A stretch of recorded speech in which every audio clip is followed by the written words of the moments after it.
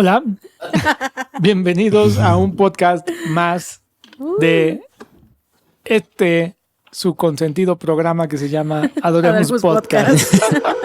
Cómo la verdadera teología debe llevar una experiencia. La misión de la iglesia es la evangelización. Su amor siempre se renueva. El conocimiento que tenemos de Él siempre es nuevo. Y tenemos un grupo de gente que ha experimentado a Dios, pero quizás no sabe darle razón a su fe. ¿Cómo estás, Palomí? Muy bien, gracias. Aquí regresando de mi cuarta ola de COVID. ¿Cómo te fue? Ay, ¿Estás bien? Todos ya. Nuestros fans estaban muy preocupados por ti. Todos, yo Sí. sé. Gracias por su preocupación. Ya sobrevivimos a cuatro eventos covidianos. Qué Pero chido. ya estamos para afuera. Bueno, ya un poquito, falta de respiración y cosas así, pero pues ya vamos para afuera. Qué bueno que estás bien. Y con nosotros. Josué, Sí. ¿cómo estás? Bien, aquí. Feliz de grabar otro episodio. Estaba como pensando, ese es el episodio 15 en teoría, o 16, no sé. El 15 que es el 16. 15 porque tuvimos 1-0, ¿no? 1-0, Entonces la ajá. numeración a veces nos confundimos, pero ya casi llegamos al 20, que es en casi medio año. No, o sea, no sé. Siento agradable como Chido. tener esa constancia de que nos sentemos a platicarlo y a conversar las ideas. Y justamente, que sé que ahorita los que nos escuchan son pocos, ¿no? O sea, como de, no sé cuántos nos escuchan, no he visto los números, ¿no? Pero gracias a, me ha escrito Elia, Héctor, ¿no? O sea, está increíble que con la comunidad que de una u otra forma se ha forjado en el camino, es como que sigue habiendo resonancia en todo lo que buscamos seguir compartiendo y seguir experimentando. Sí, ojalá y estos espacios pues den pie para más conversaciones, ¿no? Exacto. Yo creo que eso es lo más importante, ¿no? Poder poner los temas en la mesa. Por supuesto, lo que nosotros decimos, pues no es ley, ¿no? Y cada quien puede tener su opinión y todas son válidas. Y ojalá y estos sean realmente espacios para que se abra la conversación y podamos compartir muchos temas que no se han hablado, que están ahí como escondidos y hay veces que cuando los tocas, pues es de, no hablemos de esto, ¿no? Y cosas así, ¿no? Porque no vayamos a levantar polvo o así, la gente se vaya a escandalizar. Bueno, para eso estamos nosotros, para escandalizarlos a todos. Como hoy no sabíamos de qué íbamos a hablar, sí, de la boda de Ángela Aguilar con Oh, por Nodal. Dios. Hablando de en qué temporada estamos de la existencia caótica en la que vivimos. Sí, si nos estás viendo en el futuro, estamos cerca Del apocalipsis. Esto yo creo que es una señal del apocalipsis.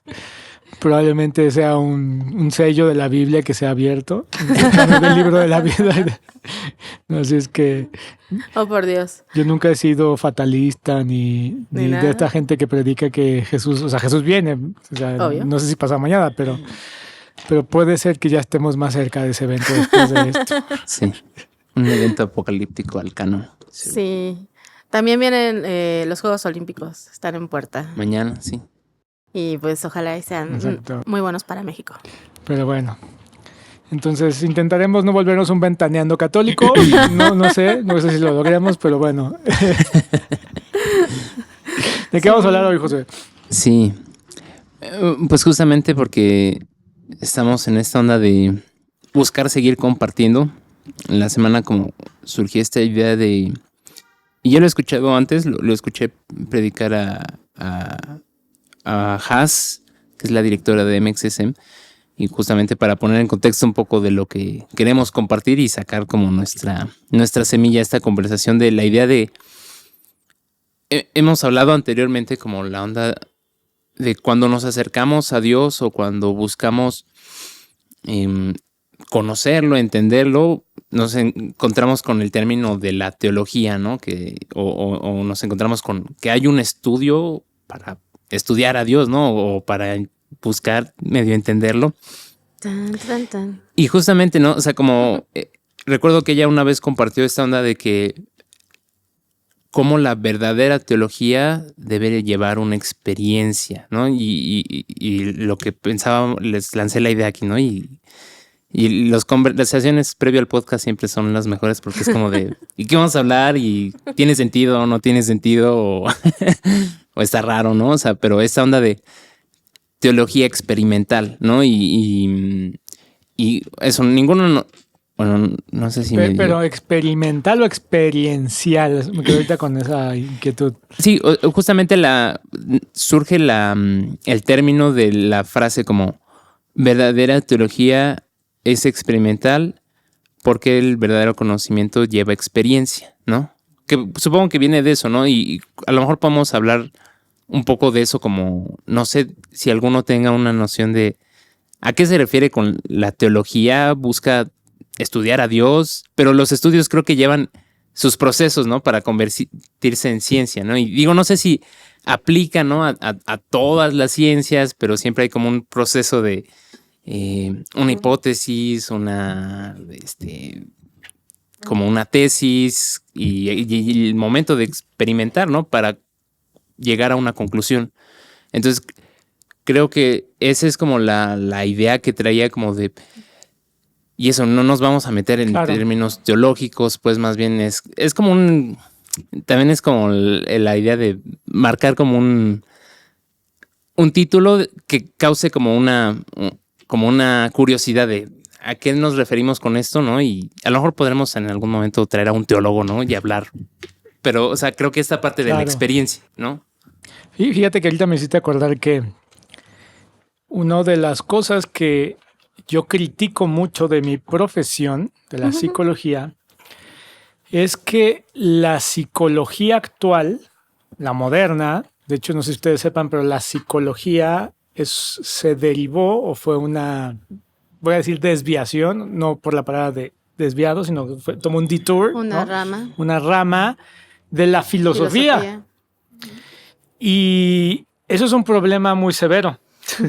Porque la psicología se ha convertido en una especie de filosofía clínica y por eso ha sido tan ineficiente. O sea, probablemente, por ejemplo, si alguien hoy padece una enfermedad mental que dice, ¿sabes qué? Tengo depresión o tengo una ansiedad terrible, probablemente la psicología como tal, clínica, no le va a ayudar mucho. O sea, probablemente. A esta persona le espera un año de medicaciones. Cuando menos, año y medio, y un terapeuta que medio le va a ayudar a sobrellevar las cosas, pero no va al fondo del asunto. Y yo siempre he criticado que el problema es que la psicología debería ser más médica y menos filosófica, ¿no? ¿A qué me refiero con eso? Imagínate que a ti te doliera el estómago y vas con un doctor. Y el doctor, para aliviarte de tu dolor de estómago, te dice cosas como, oye, vamos a deconstruir ese dolor, ¿no? vamos a analizar de dónde viene, ¿no? Probablemente ese dolor viene de tu mamá, de tu papá, cuando eras niño, ¿no? Porque todo tiene que ver cuando éramos niños, o como Ángel Aguilar cuando se casa porque tiene daddy issues, ¿no? Muy fuertes. Entonces vamos a hablar de tu papá, qué pasó, o sea... O qué es dolor, ¿no? Vamos a tratar de analizar, de interpretar, de justificar, que todo eso filosóficamente puede tener un sentido y una razón, pero que yo lo que creo es que la psicología debería ser más médica. O sea, hoy ya tenemos herramientas para poder decirle a las personas, a ver, o sea, de esto que quieres hablar, lo hablaremos en algún momento, pero tenemos que hacer unas intervenciones más a tu cuerpo. ¿Por qué me hizo recordar esto? Porque dijo, un poco la teología es así, ¿no? Hay una especie de teología. Teología significa darle explicación o darle razón a tu fe, ¿no? Darle razón a tu fe. Y tenemos todo un grupo de teólogos que nunca han experimentado a Dios. Y tenemos un grupo de gente que ha experimentado a Dios, pero quizás no sabe darle razón a su fe. Sí. Probablemente los 12 apóstoles, esto no sé por qué lo estaba pensando yo en la mañana, pero los 12 apóstoles eran pues, neófitos en el sentido teológico. O sea, no podían darle una explicación, ¿no? A mí hay un pensamiento que a veces me está dando vuelta en la cabeza, que siempre estoy analizando como ¿qué pasó? O sea, ¿qué fue lo que sucedió que Jesús transmitió una fe a los apóstoles y la fe se transmitió a otra generación y llegamos al punto donde estamos hoy, que es lo que hemos hablado en los podcasts anteriores, ¿no? Entonces, si un poco el conocimiento de Dios fuera la teología, y la teología debería ser siempre el conocimiento de Dios, pero sin la experiencia de Dios, es como lo que les cuento, ¿no? Es como llenarnos de ideas, llenarnos de conocimiento, pero eso no baja, ¿no? Es como una persona que va al psicólogo y el psicólogo le va a dar una filosofía clínica, una manera de pensar, una manera de ver las cosas, una manera de entenderla, pero si eso realmente resuelve o no resuelve eso por lo que va, es un volado, de verdad. Y yo lo que he visto que mayormente eso no pasa. Y es un poquito, hay gente que se mete a estudiar teología, pero que en realidad lo que en el fondo está buscando es más la experiencia de Dios. Y es un volado de, pues depende con quién estudies, dónde estudies o cómo estudies, ¿no? Sí. Porque eso a veces hay gente que o termina metiéndola en una crisis de fe terrible o termina alejándola más de la fe. Y eso es algo muy interesante de analizar, que evidentemente siempre hay que estudiar, ¿no? Te ayuda a dar razón de tu fe, ¿no? Porque eso te ayuda. Porque si algún día tienes que explicar, a ver, por qué Dios son tres personas en una, y eso qué significa y qué es, ¿no? O por qué creemos los católicos en la virginidad de María, o cosas que tienen que ver más con los dogmas, pero saber, ¿no? Explicar esa fe. Sí, yo creo que, bueno, ¿quieres comentar algo? Busqué así literal teología experimental, como sí, goleando. A ChatGPT. Y me lanzó esta cita que se me hace muy importante comentarla. Dice: si la teología no despierta tu conciencia y ablanda tu corazón, te endurece los dos. Entonces, ¿quién dijo eso? ¿No dice ahí? Parker. Okay. Así dice. Observa Parker. Peter Parker. No. Y yo creo que esto es muy, muy interesante, ¿no? Porque finalmente nosotros podemos, pues sí, basarnos mucho en los libros, en la literatura que hay, en los estudios, ¿no? De lo que es Dios.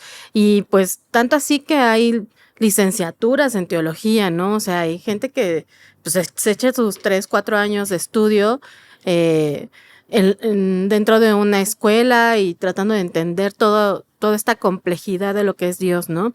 Pero yo creo que si uno no lo experimenta y no está dentro de tu conciencia y dentro de tu corazón, pues es muy difícil que tú puedas aplicar todo lo que sabes a la vida, ¿no? Yo creo que eso es lo más importante. Finalmente, lo que nosotros buscamos es vivir en esta conexión con Dios, ¿no? Y vivirlo, pues no solo cuando estudio, o cuando sé, o cuando leo el papel, o cuando estoy metida en estudios trascendentales de lo que es la teología, sino más bien en cuanto yo lo experimento, ¿no? En cuanto yo lo hago parte de mi propia vida. Sí, ¿no? Y esta parte como esta frase de la verdad vive en tensión. Y lo que decía, como la cuestión de la verdadera teología, y uno podía decir, y creo que es una frase cliché, ¿no? O sea, como la verdadera forma de estudiar a Dios, y no sé, o sea, creo que es como dijo Oscar, ¿no? Hay estos dos escenarios, o sea, que uno pudiera, o sea, creo que digo, yo lanzo aquí ideas. Llego con problemáticas de cuestionamientos para que aquí a la luz de Paloma y Oscar trae eso, ¿no? O sea, y por eso está bueno las conversaciones a dónde nos llevan a este tipo de pues como ver el escenario, ¿no? O sea, hay dos escenarios, ¿no? Donde, como dijo Oscar, hay escenarios donde alguien se metió a estudiar teología y se volvió tan rígido y la experiencia quedó pues sin, o sea, no hubo experiencia o no ha habido. Y está la otra parte en la que nos quedamos con la parte 100% experimental y que pues rechazas por completo como de, no, Dios no son conceptos, Dios no... Y, o sea, ¿cómo pueden vivir en comunión ambas partes, no? O sea, creo que ese es el reto y esa es como la invitación como a encontrar cómo hay una conexión entre... Es importante darle pues un raciocinio, porque creo que, o sea, los tres tenemos, y ninguno tenemos a lo mejor el título de teólogos, o no sé si Oscar, porque como... No, eso déjaselos a uno. No, pero hemos necesitado tener estos momentos donde, ok, ya hay que leer un poco, hay que adentrarme a conocer qué dice la iglesia, qué dice la Biblia, cómo se ha manifestado Dios. Pero a mí lo que me impresiona mucho es cómo, no sé, o sea, cómo ha sido ese proceso en el que se han asentado, pues, magisterio, se han asentado cosas en las que, lo hemos hablado también, ¿no? En otros episodios, ¿no? Es un mover enorme en la iglesia, ¿no? Y donde tienes que poner de acuerdo a millones, ¿no? O sea, millones a quién es Dios, qué sí es Dios, qué no es Dios. Y digo, uno viendo ese panorama macro pudiera abrumarse, ¿no? Pero, o sea, eso es lo que puedes, el riesgo a lo mejor de dejar de lado la experiencia, ¿no? O sea, y tener como estos procesos. No sé, ¿tú qué piensas, Oscar? ¿Cómo crees que pudiéramos como generar este equilibrio, ¿no? Entre ambas cosas, ¿no? O sea, o qué es lo que se te viene a la mente. Regresando al tema que estaba hablando al inicio, yo ahora estoy muy interesado en desarrollar como una especie de principios, guías que nos ayudan al crecimiento, no al estancamiento de la fe. ¿A qué me refiero? Por ejemplo,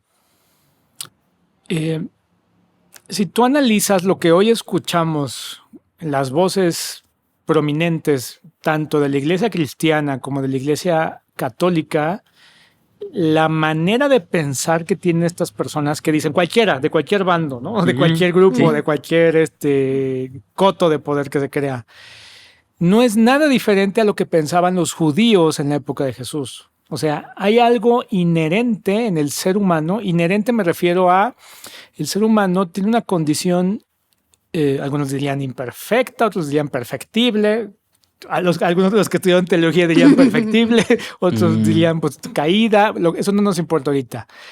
Que cuando empieza a desarrollar fe o creencia, viene como no sé cómo decirlo, como vicio o como una especie de... originalmente yo le hubiera puesto una especie de la enfermedad religiosa, o 7 tipos de enfermedades que causan la religiosidad, ¿no? Pero es complejo porque no le puedes poner el título de enfermedad porque hay un elemento positivo que sí le ayudó a la persona. ¿A qué me refiero cuando estoy diciendo este tipo de cosas? Por ejemplo, tú analizas todos los evangelios y siempre nos encontramos a personas preguntándole a Jesús, ¿qué piensas? ¿Tú qué piensas? ¿No? Era como una característica. A ver, ¿y tú qué crees? ¿Tú qué piensas? ¿No? Tú dinos. Y es más, hay un evangelista que hasta nos dice, le preguntaban estas cosas como para ver si caía. Como que estaban en una especie siendo como la policía de la teología de su época, ¿no? ¿Tú crees que eres el hijo de Dios o no crees? A ver, Moisés nos mandó que no nos divorciáramos. ¿Tú qué dices? Esta manera de pensar, ahora la ves en muchos lados. Hay prominentes teólogos, prominentes católicos, influencers, tuiteros, que la manera inclusive como hacen las preguntas, ¿no? He visto muchos de estos que, por ejemplo, una famosa carta que 12 cardenales que no sabemos, guiño, guiño, quiénes son, le mandaron al Papa y le decían, contéstenos esto. O sea, queremos saber que usted nos... Y tú leías las preguntas, estaban tan truculentas y tan... Y fíjate, se notaba una profunda, gran conocimiento teológico detrás de esas preguntas. Sí. La pregunta ahí quizás la intención de esas preguntas era una cosa que decías, esto era más maquiavélico y más demoníaco que lo que tú quieras. Y estamos hablando de cardenales, estamos hablando de áreas de la iglesia que inclusive censuran y definen que si lo que tú dices es teológicamente correcto o no, o si puedes tú ostentar el título de teólogo. Pero quitando el contenido, en la manera de pensar de estas personas, y si las comparo con las maneras de pensar de lo que la palabra de Dios dice fariseo, de le hacían estas preguntas para ver si Jesús caía o no caía, ¿no? Eso implícitamente ya está mal. Porque, y esto que falta de evidenciarse es, yo creo que es lo que haría mucho crecer a la iglesia, como entender estas líneas de pensamiento. Y así como eso, hay muchos ejemplos mal. Entonces, un poquito, yo lo que creo es que tiene que haber una especie, fíjate, ahora en psicología sabemos que cuando vemos una persona con una mentalidad rígida, cuando hay rigidez mental, normalmente en psicología estamos acostumbrados a ver que lo que es enfermedad mental es una persona caótica, ¿no? O sea, que no puede estar tranquila. Pero también ahora vemos que las personas rígidas es una característica. Y oye, y yo creo que la rigidez mental puedes estar teológicamente correcto, pero pueden ser motivaciones incorrectas y puede ser algo que te esté impidiendo crecer.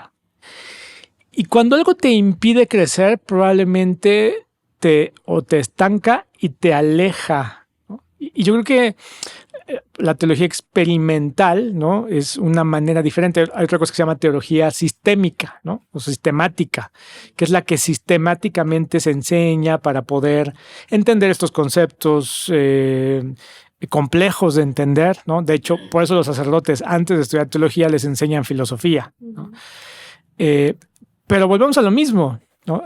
La Iglesia Católica, ¿no? Veía un post de un prominente político estadounidense que decía, cuando yo me planteé seriamente dónde estaban los cristianos como más serios, dice, los encontré en la Iglesia Católica.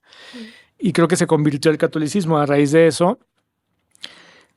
Pero cuando el catolicismo se convierte en solo intelectualidad, ¿no?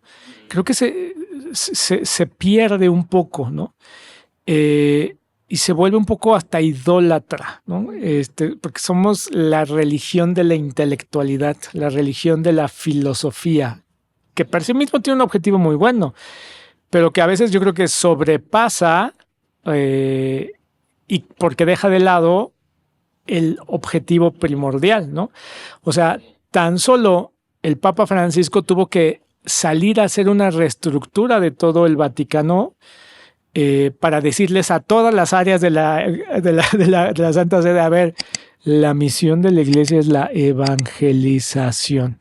No es censurar personas, no es ser la policía de la teología, no es ser la policía de la pastoral, es la que evangelización. Generalmente es lo que pasa, ¿no? Y eso es asombroso porque muchas de estas personas que se vuelven de esta manera,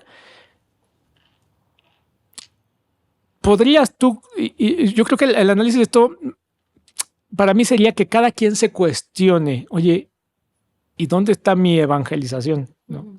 Eso para mí podría ser un buen medidor de, te puedes ir a un extremo u otro, ambos son necesarios probablemente, claro. Pero... Y a lo mejor se tienen que vivir, ¿no? O sea, se tienen que vivir eso para que te des cuenta. Es como esta parte de... llegas como al punto en el que... No sé si les ha pasado, pues, como... no sé, o sea, incluso en el momento en el que nos... Lo dicen así, ¿no? O sea, tienes que tocar fondo en algún punto, ¿no? Para darte cuenta como de... ok, tenía como este tipo de ceguera, ¿no? O bypass, como lo hemos hablado, ¿no? O sea, y a lo mejor es necesario vivirlo y a lo mejor es necesario también esta parte en la que se ha estructurado muchas cosas en cuestión teológicas, en cuestiones filosóficas, cuestiones que ahí está, ¿no? Y es oro, ¿no? Es importante ir ahí, pero eso, creo que el punto es como ¿por qué? ¿No? ¿Por qué? O sea, ¿por qué desarrollaste todo un sistema para entenderlo, ¿no? O ¿por qué desarrollaste todo un proceso para como conocer, ¿no? Y creo que todo está con lo que decía San Agustín, ¿no? O sea, nuestro corazón está anhelando como algo de ti, Dios, ¿no? Y ese es el por qué, ¿no? Y el regresar a la experiencia, y a lo mejor puede sonar muy simple o, no sé, pensándola así en vivo, digo, pues suena simple, pero es, ¿por qué? O sea, ¿por qué desarrollaste todo esta estructura? Y creo que ese es el punto, ¿no? O sea, las estructuras sirven a la relación, ¿no? Y la estructura sirve como a la comunidad, la estructura sirve como para encontrar lo que es esencial, ¿no? O sea, se me venía un poco eso a la mente, ¿no? O sea, cómo es que... y lo decía Jesús con el sábado también, ¿no? O sea, como en el... cómo perdieron el enfoque los judíos como en cuanto al sábado, ¿no? No puedes hacer milagros en sábado porque así está, ¿no? Y como Jesús le dice, Dios es Señor del sábado, ¿no? Y esto sirve para ti, ¿no? O sea, mis leyes sirven para que tú tengas una mejor vida también, ¿no? Entonces, creo que es el enfoque, ¿no? El enfoque al que a lo mejor hay que buscar, ¿no? O sea, buscar cómo switchar, no sé. Bueno, porque también no hay que quitarle peso a la importancia de lo que es la teología, ¿no? Yo creo que a mí me viene a la mente esta frase de uno no ama lo que no conoce, ¿no? Y muchas veces esta necesidad de darle explicación a las cosas de Dios, Sí. ¿no? Nos lleva a prepararnos, a estudiar, a estar metido en cosas, en las cosas mínimas de lo que es Dios, ¿no? Para conocerlo a profundidad, para saber realmente qué es, por qué creemos, por qué estamos aquí, todo eso, ¿no? Y por qué Dios ha pensado en una humanidad como la nuestra, ¿no? Y tampoco irnos al otro extremo, ¿no? De ser solo empíricos y de que solo por lo que vivió mi abuelita, mi papá, mi tía, y entonces yo Claro. vivo, o sea, yo pienso de Dios lo que ellos me contaron de Dios, ¿no? Entonces darle como su justo término de saber que sí, o sea, tenemos que conocer a profundidad lo que es Dios. Hay muchas oportunidades para conocerlo por parte de la teología, pero también la experiencia y lo que nosotros vivimos día a día, pues nos ayudan a encontrar a Dios en nuestra vida, ¿no? O sea, que no solo se quede en el papel, que no solo se quede en alguien que estuvo estudiando sobre eso, sino que realmente lo traigamos al día de hoy y lo podamos experimentar y vivir, ¿no? Creo que es el Papa Francisco el que dice, inclusive habla como este término de necesitamos crear una teología arrodillada, o sea, de rodillas, o sea, es imposible hacer teología solo intelectualmente. Intelectual, Es imposible en el sentido, o debería ser imposible en el sentido espiritual. El problema que tenemos ahorita es ese, que mucha gente cree que a Dios se le conoce, y aquí voy a decir una herejía, no una herejía católica, una herejía a los tomistas, ¿no? Que a Dios se le conoce vía la razón. ¿No? Yo ya no estoy tan de acuerdo con esa afirmación, ¿no? Porque venimos de una espiritualidad que para mí es muy disociada de la realidad, es decir, solo el intelecto, solo la razón, si vas a rezar ahí en silencio, en tu mente, no levantes las manos, no alces la mano, no hagas entre menos nada, te muevas entre menos te muevas mejor, silencio, meditación, esa es como que ese es el peso de la iglesia.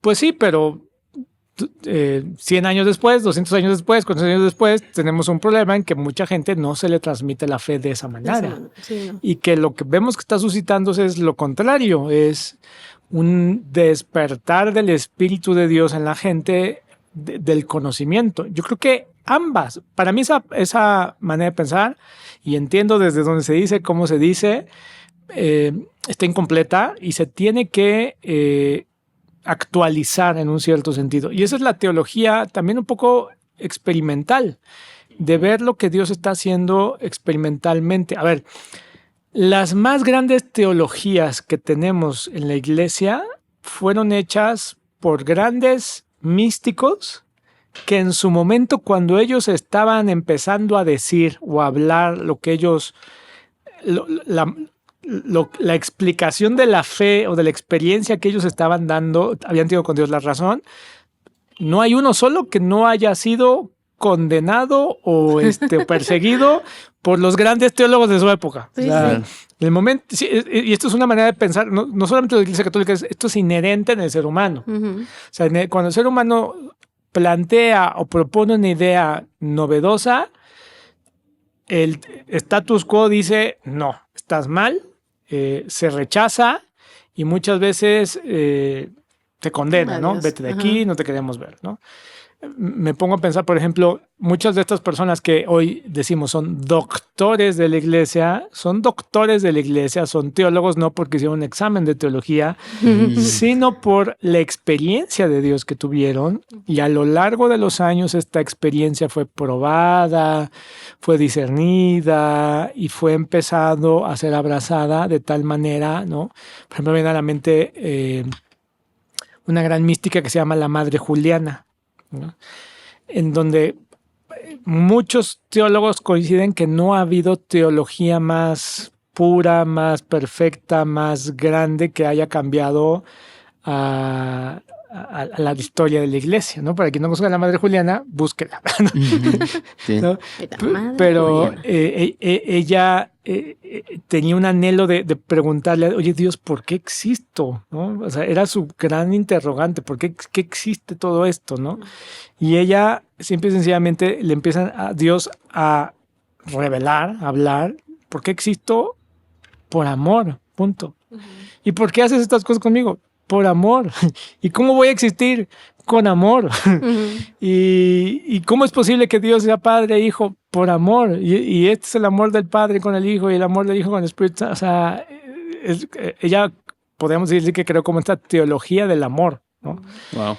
Pero para su época era como muy revolucionario. Sí, pero eso fue fruto de... Ahora, para poder entender eso, hay que sistematizarlo, ¿no? Hay que irnos a la teología sistematizada que nos va a ayudar a entender, y es ahí donde la iglesia se mete en aprietos a veces porque hay que estudiar, hay que analizar, hay que ver si esto viene de Dios, que bueno, para eso está la iglesia también. Pero yo creo que los extremos son los que son dañinos, y cuando se sacan de contexto las cosas y cuando no vemos, porque esto es muy fácil, hay muchos elementos del ser humano que es parte de su imperfección, de quedarse corto, que van a estar involucrados en cosas teológicas, en cosas doctrinales, en cosas espirituales, y que si no se saben ver y si como iglesia no aprendemos a observarlas y a darnos cuenta, a ver, puedo yo tener el título de doctor de la iglesia, pero puedo estar cometiendo el mismo error que cometió un fariseo con Jesús, con toda la justificación teológica. Porque también entendemos que Dios es cambiante, ¿no? O sea, su naturaleza es esa, ¿no? Y ya cuando lo encasillamos y lo metemos en un cuadrito, yo creo que él mismo se revela, ¿no? Y dice, no, a ver, momento, ¿no? Esto no era yo. ¿Por qué? Porque siempre, o sea, su amor siempre se renueva, ¿no? El conocimiento que tenemos de él siempre es nuevo. Y cuando nosotros nos quedamos solo con un concepto, o sea, si yo voy y estudio teología y me quedo con un solo concepto sin poderlo involucrar dentro de mi vida, entonces me vuelvo esta persona totalmente rígida, crítica, y finalmente eso no es Dios. O sea, Dios se mueve. O sea, Dios es pues sí, es de su propia naturaleza, ¿no? Renovarse, ser diferente, ¿no? Con cada uno de nosotros. Y yo creo que eso nos ayuda a que lo que ha sido de los doctores de la iglesia, lo que ha sido en la historia real, también nuestra vivencia es real, ¿no? Nuestra vivencia de Dios es importante y es real. Sí, y volvemos a lo mismo, es como, y está muy trillado esto, ¿no? Es relación, y digo, si nos ponemos muy analíticos, y esa es la bronca, ¿no? O sea, esta frase de no es religión, es relación, hay fallas a lo mejor porque necesitamos eso, las estructuras también, ¿no? Las estructuras ayudan, los sistemas ayudan, ¿no? Pero creo que un buen fruto de esto es como que tu perspectiva de Dios no se mantiene estática, ¿no? Y creo que en el tiempo en el que a lo mejor nosotros de forma personal y de vuelta no decimos que ya lo tenemos resuelto, no tenemos resuelto nada. No, o sea, pero esta idea, esta convicción de tener que, o sea, como dice Palomino, o sea, va como una relación, tus relaciones más íntimas no se van a mantener, no se van a mantener igual siempre, ¿no? Siempre va a haber procesos, siempre va a haber temporadas. Y lo mismo pasa, ¿no? Con Dios, o sea, y esa es la parte de la experiencia, ¿no? O sea, de la experimentación, ¿no? O sea, dentro de... Y se me venía como en la mente, ahorita como relacionándolo a esta onda de los sistemas. Y digo, me he clavado últimamente, en los últimos años me he metido como a la onda de la productividad y cosas así, o sea, que uno se genera la ansiedad de hacer las cosas bien, ¿no? Pero el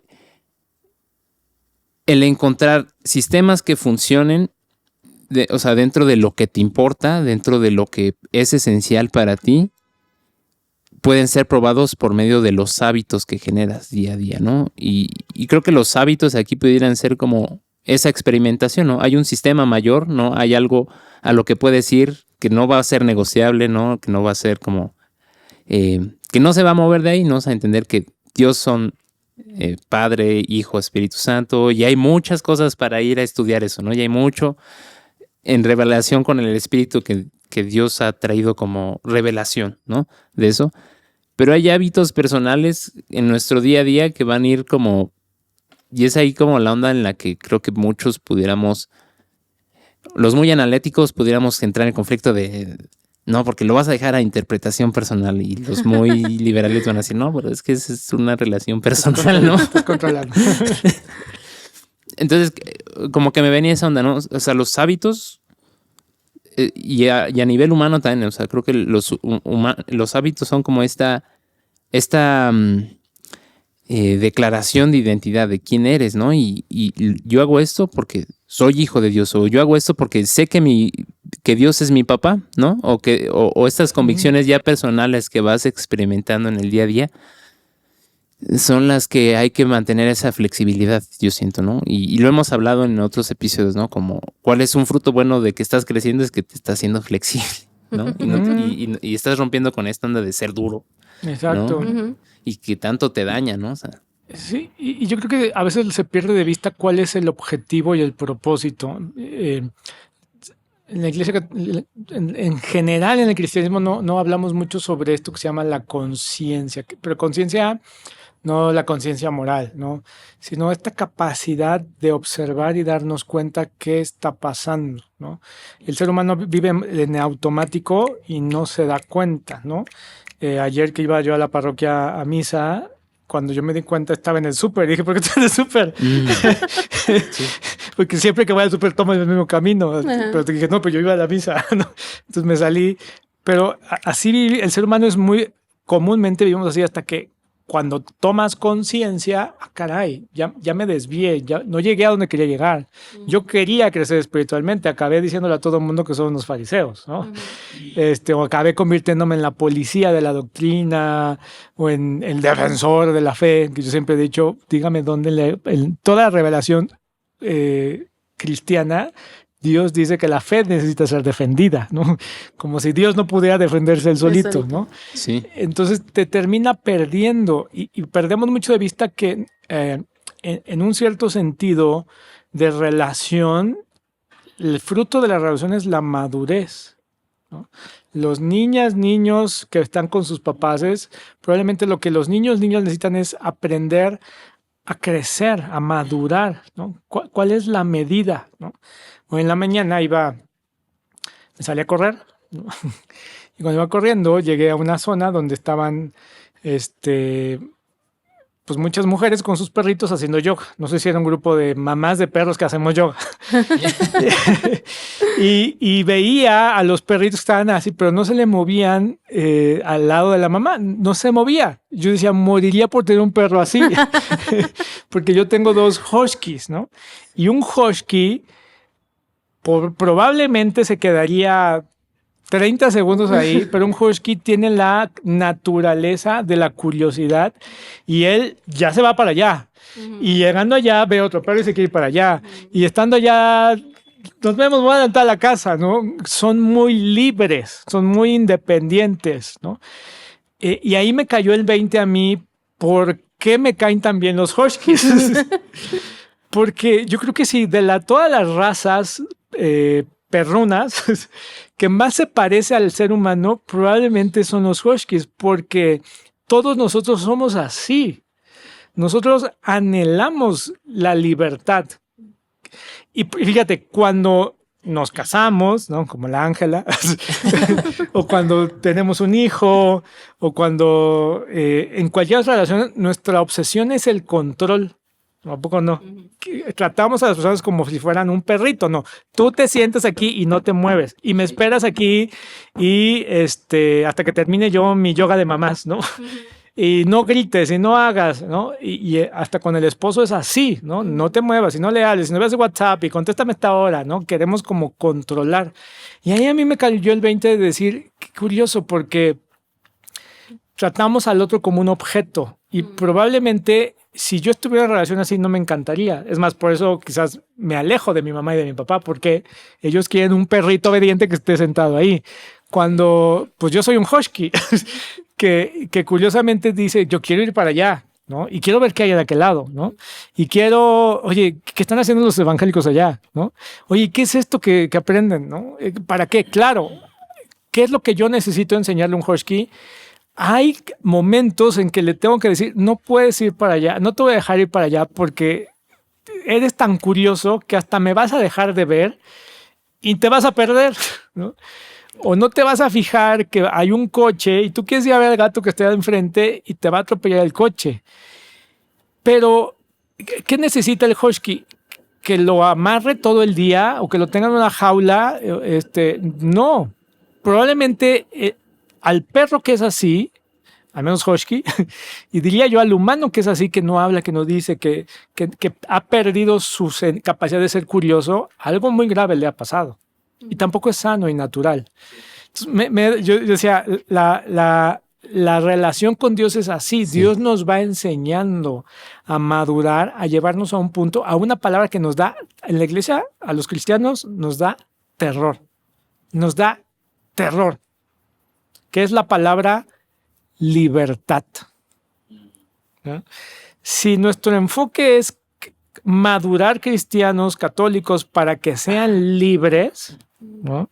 Si mi enfoque es, pero eso no solo a los cristianos, yo creo que a los seres humanos en general, tú dile eso a una mamá y un papá, o sea, de oye, a ver, ¿cuál es el objetivo de la crianza de tus hijos? ¿Y qué te dicen? Te dicen cosas como, ay, que mi hijo sea feliz, que el amor, que haya comunicación, que seamos mejores amigos. Y todo eso está bien bonito, pero tú dile a una mamá, papá, oye, ¿qué te parecería que el objetivo de crianza de tus hijos sea que tus hijos sean libres? No, bueno, o sea, te aseguro que más de 2 mamás se les parte el corazón en ese momento y me dicen, hereje, no andes metiendo estas ideas a mis hijos. Pero yo creo que eso es, de hecho, en psicología, los que van a la clínica, tenemos que atender a todos los que traen un daño porque de fondo es eso. De fondo es que has criado niños, hombres, mujeres dependientes, no libres, ¿no? Miedosos, no libres, autónomos, no libres, ¿no? Y claro, los teólogos empezarían inmediatamente a decirme, ¿y qué significa libertad? ¿Y qué piensas tú de la libertad? ¿Y por qué crees tú lo que crees en la libertad? Y, o sea, porque es un concepto que da mucho miedo, pero yo creo que a medida que tenemos esa conciencia, o sea, yo, por ejemplo, a mí y lo veo, y creo que un poco tratando de equipararlo con la relación con Dios, Dios quiere que seamos libres, ¿no? Libres de elegir, ¿no? Libres de servir, ¿no? De experimentar, pero es un proceso de maduración en el que a veces Dios me tiene que poner una correa y me tiene que decir, no vayas, y me tiene que decir, no leas ahorita eso, y me tienes que decir, y me lo dice de diferentes maneras, probablemente a través de uno de estos neofariseos, ¿no? Pero no por eso en sí mismo significa que un buen cristiano o un buen católico somos robots. Porque para mí, cuando se habla de a Dios se le conoce a través de la razón, pues eso no me parece, ahora que tenemos inteligencia artificial, pues bien sencillo, la inteligencia artificial, prográmale y dile todo lo que tiene que creer, métele todos los dogmas, métele toda la teología y vamos a tener una AI muy católica y muy cristiana, pero que probablemente nunca va a poder conocer a Dios.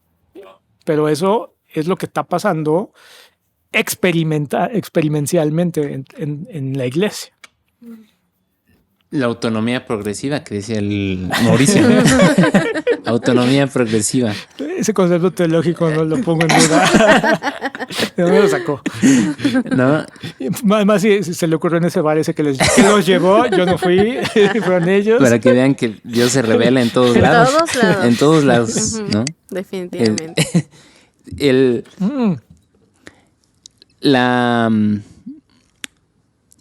Y vuelvo a lo mismo, ¿no? O sea, la capacidad de escuchar a Dios. Y, o sea, yo no podía decir o alguien que, no sé, que puede pensar que tiene conflicto con esta onda y hemos hablado de las experiencias místicas, las experiencias, ¿no? ¿Cómo? O sea, me gustaría saber, y digo, yo estoy aquí hablando totalmente desde el desconocimiento de cuál es un proceso verdadero de teología, ¿no? O sea, qué involucra el proceso de los que estudian teología, que son como un buen de años, ¿no? Como 4 años o algo así. ¿Qué tanto hay en esos espacios un momento para entender cómo Dios te habla personalmente, ¿no? Dentro de esa teología, ¿no? O sea, dentro de no sé, o sea, esa capacidad, o sea, creo que buena teología, y digo, es con toda la humildad, ¿no? O sea, buena teología siento que debe ir acompañada de la voz del Espíritu, ¿no? Y eso a qué te lleva, ¿no? Y eso a qué te lleva personalmente. Y eso, vuelvo a lo mismo, ¿no? O sea, ¿qué hábitos o qué prácticas está suscitando en ti, ¿no? O sea, como te está suscitando a estas conclusiones como la madre Juliana, como por amor, ¿no? O para amar, para servir, ¿no? O sea... O te cuestiona, ¿no? También. Porque muchas veces tomamos las cosas que nos dicen por sentado, ¿no? O sea, las cosas son así y ya. ¿Y en dónde está la experiencia si no puedo cuestionar lo que me han dicho, ¿no? A lo mejor hay muchos doctores de la iglesia, mucha gente que ha hablado de esto, de la teología, pero también tienes espacio para plantear tus propias preguntas, para cuestionarte si todo lo que dicen es verdad. Y volvemos a esta parte de la filosofía, ¿no? De no dar nada por sentado. ¿Y qué es lo que sí voy a dar por sentado? Pues lo que vivo, lo que experimento. Eso es realmente lo que es, una vivencia. Yo creo que es lo que hace que nosotros como que concretemos, ¿no? La relación con Dios, ¿no? Sí, te conozco, sí, sé mucho de ti, pero también te experimento y puedes estar dentro de mi vida, ¿no? Uh-huh.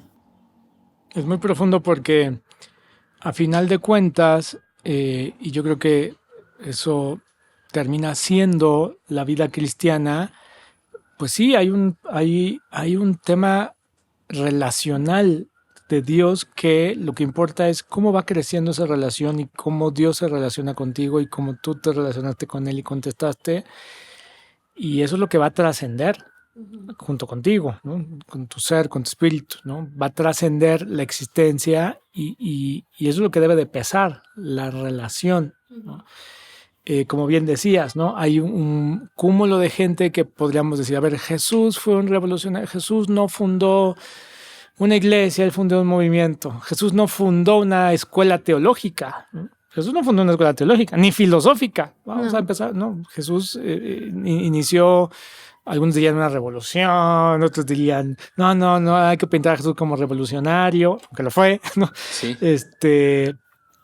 Pero esa fuerza y esa dinámica, esa dinamis que él transgredió el tiempo, la otra opción es que solo la iglesia sistematizada y estructurada y orgánica. Y yo creo que lo que hemos platicado muchas veces aquí es un poco de ambas, ¿no? Es un poco cómo integras las dos, cómo las unes sin perder la esencia de a dónde Dios te está llevando a ti personalmente. Porque en tu relación personal con Dios, pues probablemente algunas veces te ponga muy sistematizado y probablemente otros te desestructura y te quita toda estructura, pensamiento y te hace ver que en realidad muchas de esas cosas no son las importantes, ¿no? Es como cuando los seminaristas se preparan y estudian teología y los mandan un año de descanso a sus casas. Y ahí en el momento de la experiencia, ahí es donde tienen la crisis de fe, ¿no? Okay. Porque sí. Es a la hora de que yo conozco bien a Dios, yo sé bien de Dios, yo he estado estudiando tanto tiempo sobre Dios, pero a la hora que me voy al mundo y vuelvo a mi casa y vuelvo a vivir las cosas como son, ahí es donde tengo la crisis de fe, ¿no? Entonces, realmente, ¿cuál es el...? Pues sí, lo importante en este caso pues sería pues no solo estudiar demasiado, sino o vivir demasiado, experimentar demasiado, sino realmente pues congeniar las dos cosas, ¿no? Sí, pues vivir, vivir, ¿no? Hay que vivir, hay que... No nos saltemos esta parte de experimentar lo que aprendemos, ¿no? De experimentar, o sea, y aplica para todo, ¿no? O sea, pero especialmente para Dios, ¿no? O sea, creemos que vivimos para estar en relación con Él, ¿no? Y lo mismo en todo concepto, todo aprendizaje, toda cosa, si te queda ahí y no lo llevas a la práctica, a aplicarlo, ¿no? Pues se va a morir, ¿no? O se va a quedar en tu pedestal de raciocinio, no sé, o se va a quedar ahí, se va a empolvar, ¿no? Y hay que traerlo a la vida, ¿no? Y era un poco, ¿no? O sea, la idea del tener esta analogía y digo, qué bueno que encontraste que sí, ya hay una cuestión de teología experimental, ¿no? O sea, no me lo inventé, ¿no? Entonces, como llevarlo a la vida, ¿no? Y o sea, no sé, para mí mi revelación así de inmediato fue como esos hábitos, ¿no? Esos hábitos que vas a construir en base a un sistema mayor, ¿no? Un sistema que nunca vamos a entender por completo, pero se vive en tu día a día, ¿no? Y en tu hábito más pequeño del día. Uh-huh. Sí, yo también creo que esta parte de conocer, o sea, de no tener límites para conocer a Dios, que tiene que ser tanto en el papel como en la vida diaria, ¿no? Como bien dices, yo creo que eso es lo más importante, ¿no? Poderlo traer al día a día. Sí, y sin perder de vista eso, que la madurez, para mí es la clave, ¿no? La madurez de tu relación, la madurez de tu crecimiento espiritual, que ese crecimiento espiritual pues, también es un crecimiento en conocimiento. Llega un momento que dices, oye, sí, me voy a meter a estudiar teología, quiero aprender más sobre algún área de la iglesia que me llama la atención, ¿no? Entender, crecer, porque entonces le da, ¿no? Justo pensaba hace ratito, claro, en la Edad Media, no sé, en la época que se fundaron los grandes conventos monásticos, pues había un dinamismo y por eso la teología que surgió de estas épocas es tan sólida, porque no era, ay, voy al seminario a estudiar 4 años teología, y voy a una escuela y una universidad. No, eran años, ¿no? En donde había discernir, orar, pelearse, no me gusta, no lo entiendo, esto lo cuestiono. Y con esta calma que a veces Dios, bueno, no calma, ritmo que Dios tiene, ¿no? Es muy diferente, ¿no? Por eso es que, pues sí, tenemos buenos teólogos, pero muy malos cristianos, o buenos filósofos, pero muy mal pastor, ¿no? Porque le hace falta, no, y tampoco quiero decir que es el factor tiempo, no lo creo, ¿no? Es más bien el factor de entender ambas, pero darnos cuenta de que venimos de una manera de pensar, de una manera de ver, que puede que traiga muchos vicios inherentes al ser humano y que como están impregnados de este halo católico, ¿no? De la intelectualoide, filosofoide, catolicismo, que es wow, maravilloso y me encanta, es perfecto. Sí, y mucha gente se puede pasar toda la vida, ay, sí, qué perfecta la iglesia, por eso me encanta la iglesia de Dios, ay, la verdadera. No Sí. sé. Sí. ¿Y cuántos has evangelizado este año? O sea, ¿me explico? Sí, no, sí. O sea, ¿y qué hiciste en tu parroquia? ¿Qué cambió? ¿Qué fue diferente? ¿Y cuánta gente se convirtió en lo que hiciste este fin de semana? ¿O qué hiciste para convertir gente o acercar gente? ¿Me explico? Se puede quedar ahí perdido muy fácilmente. Y por eso para mí no debería de perderse vista. Sí, yo creo que llevarlo afuera también es importante, ¿no? Sí, ¿no? O sea, porque también, por ejemplo, esto es un trabajo muy individual, pero que termina siendo colectivo. O sea, termina siendo colectivo. ¿Por qué? Porque Dios mismo te lleva a esos lugares, ¿no? O sea, Dios mismo te lleva a que tu vida sea un ejemplo para los demás y a que, o sea, tu misma fe, ¿no? Como decían antes, el ejemplo arrastra, ¿no? Entonces, que lo mismo que tú haces, pues quieran los demás ser, ¿no? Quieran los demás experimentar, quieran los demás vivir, ¿no? Entonces yo creo que va más por ahí, por ese lado, ¿no? Amén. Sí, sí, pues buenísimo. Creo que yo me quedo con esta parte de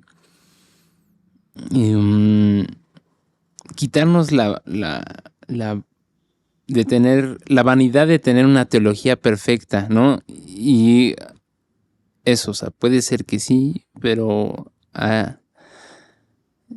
qué tan buena es para ti, ¿no? Y para lo que está creciendo en tu interior y lo que va a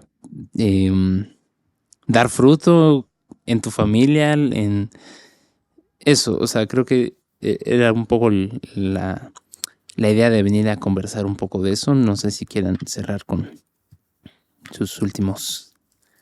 Pues yo digo que es tan amplio el estudio de Dios, es tan amplio tanto en las cuestiones teológicas como en las cuestiones experimentales. Entonces, no pongamos nuestras barreras, ¿no? Ante lo que se presenta de Dios en nuestra vida. Yo creo que por ahí. Yes. Yo solo simplemente busquen ambas, Sí.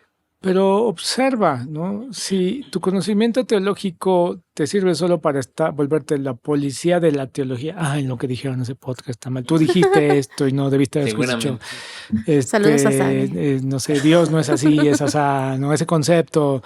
Ok, está bien, enséñame o enseña a otros, pero por ver eso dejas de ver otras cosas. O sea, que o sea, solo descartas inmediatamente. Es que dijiste que Dios no es cambiable, ¿no? O que Dios es cambiable. Entonces, pero dejas de ver algo detrás. Y eso es volverte una especie de, pues, censura eclesiástica que si tú crees que Dios, no sé, el objetivo es que tú llegues al cielo y digas, mira, Señor, detecté a 1457 infiltrados en la Iglesia Católica, que su teología no es sana ni perfecta, ¿no?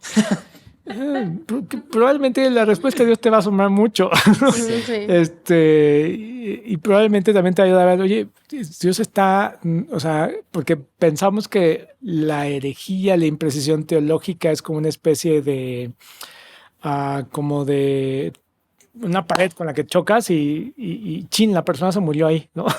Sí. Ya no siguió, ya no vivió, ya no creció, ya no dijo nada más que eso, ¿no? Y es al revés, ¿no?